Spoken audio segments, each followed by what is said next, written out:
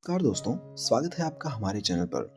आज हम सीखेंगे बोलने की कला, द आर्ट ऑफ स्पीकिंग। कैसे आप अपनी ज़िंदगी को बदल सकते हैं, कैसे आप अपने जीवन को बेहतर बना सकते हैं और एक प्रभावशाली वक्ता बन सकते हैं। But before that I have a question for you. बोलने की कला आखिर क्यों ज़रूरी है? सोचिए, जब आप किसी मीटिंग में होते हैं या फिर अपने दोस्तों के समक्ष अपनी बातों को रख रहे होते हैं, क्या आपको ऐसा लगता है कि लोग आपकी बातों को उतना गंभीरता से नहीं लेते? क्या आपको लगता है कि आपकी बातों का असर उतना नहीं पड़ता जितना आप चाहते हैं? इन दोनों सवालों के जवाब अगर हाँ हैं, तो दोस्तों मैं आपको बता दूं, बोलना एक कला है। आपके करियर, रिश्तों या फिर व्यक्तिगत विकास में भी यह एक महत्वपूर्ण भूमिका निभाती है। आइए इसे एक एग्जाम्पल के थ्रू समझते हैं। महात्मा गांधी जी को शुरू में पब्लिक स्पीकिंग का बहुत डर लगता था, लेकिन उन्होंने बोलने की कला को सीखा, उसे निखारा और पूरी दुनिया को अपनी बातों से प्रेरित किया। इसीलिए दोस्तों, यह कहना कतई गलत नहीं होगा कि अगर आप बोलना सीख गए या फिर सीख जाते हैं तो दुनिया आपकी हो सकती है। Now I am going to share with you guys 7 tips to be a great speaker. Point number 1, build self confidence. आत्मविश्वास का निर्माण करें। देखिए दोस्तों, आत्मविश्वास एक ऐसा गुण है जो आपकी बातों में वजन ऐड करता है। इसे कैसे बढ़ाया जा सकता है? अगर आप हर सुबह खड़े होकर अपने दिन की योजनाओं को भी अगर आप जोर जोर से बोलें, तो यह न केवल आपके आत्मविश्वास को बढ़ाएगा, बल्कि आपके शब्दों में एक स्पष्टता प्रदान करेगा, अर्थात एक क्लैरिटी ऐड करेगा। 2. Use simple and clear language. सरल एवं सटीक भाषा का इस्तेमाल करें। दोस्तों, इस बात की गांठ बांध लीजिए, जितनी आसान भाषा उतना गहरा असर। मान लीजिए आप किसी व्यक्ति से कहना चाहते हैं, मुझे खुद से इस पुस्तक को पढ़ने का मौका नहीं मिला। ठीक इसी बात को अगर आप कहते हैं, मुझे खुद से इस पुस्तक का स्वाध्ययन करने का सानिध्य प्राप्त नहीं हुआ, तो शायद इसके मीनिंग को समझने में थोड़ी सी तकलीफ हो सकती है। इसीलिए अपनी भाषा को हमेशा सिंपल एवं साधारण रखें। Point number 3, use your emotions in a right way. अपनी भावनाओं का सही इस्तेमाल करें। दोस्तों, अपने इमोशंस को सही इस्तेमाल करने का मतलब होता है आपकी वॉइस टोनेशन क्या है, किस प्रकार के संदर्भ में आप किस प्रकार के शब्दों का इस्तेमाल करते हैं और आपके उन शब्दों को बोलने का लहजा क्या है। ये छोटी छोटी चीज़ें दोस्तों बहुत मायने रखती हैं।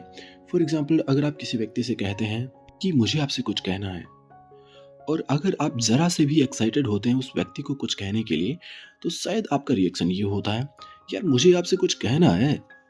एट द वेरी मोमेंट अगर आप किसी बात से दुखी होते हैं, तो शायद आपके कहने का अंदाज ये हो सकता है, यार मुझे तुमसे कुछ कहना था।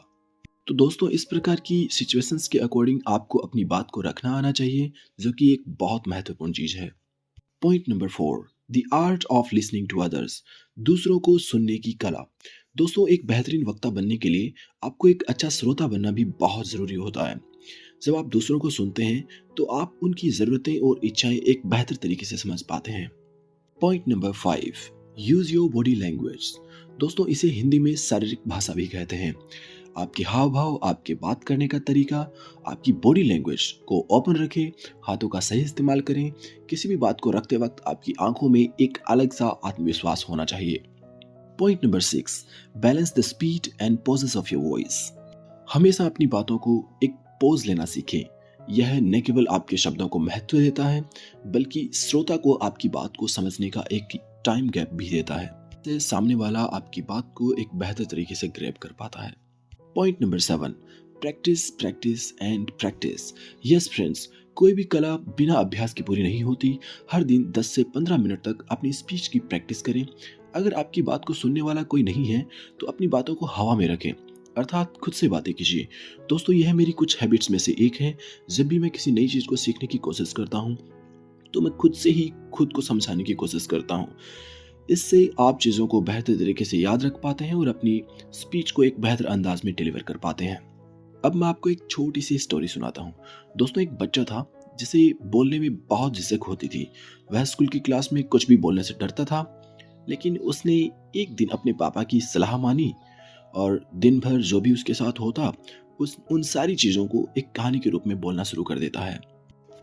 धीरे धीरे वह आत्मविश्वास से भरता गया और उस बच्चे ने एक दिन स्कूल के असेंबली हॉल में पूरे 10 मिनट तक का भाषण दिया। तो दोस्तों, वह बच्चा आप भी हो सकते हैं, बस जरूरत है तो खुद को थोड़ा सा समय देने की। दोस्तों, अब मैं आपको एक छोटा सा चैलेंज देता हूँ। नेक्स्ट टाइम जब भी आपको मौका मिले, चाहे कॉलेज हो, स्कूल हो, क्लासरूम हो या फिर लोगों के बीच अपने आप को एक्सप्रेस करने का मौका मिले, तो 2 मिनट तक किसी विषय पर ज़रूर बोलें। मुझे आशा है यह तरीके आपके बोलने के तरीके में ज़रूर निखार लेकर आएंगे। आइए उन 7 पॉइंट्स पर एक बार फिर से नज़र डालते हैं that will help you to be a great personality. Point number 1, build self-confidence. आत्मविश्वास का निर्माण करें। Point number 2, use simple and clear language. सरल एवं सटीक भाषा का इस्तेमाल करें। Point number 3, use your emotions in a right way. अपनी भावनाओं का सही इस्तेमाल करना सीखें। Point number 4, the art of listening to others. दूसरों को सुनने की कला। Point number 5, use your body language. अपनी शारीरिक भाषा का इस्तेमाल करें। Point number 6, balance the speed and pauses of your voice. अपनी स्पीच में बैलेंस और पोज के महत्व को समझें। Point number 7, practice practice and practice. Practice इंसान को सफल बनाती है। अगर यह वीडियो आपको पसंद आया हो तो इसे लाइक करें, शेयर करें, हमारे चैनल को सब्सक्राइब करें। मिलते हैं नेक्स्ट वीडियो में। टिल देन मस्त रहें, स्वस्थ रहें, सीखते रहें और आगे बढ़ते रहें। धन्यवाद।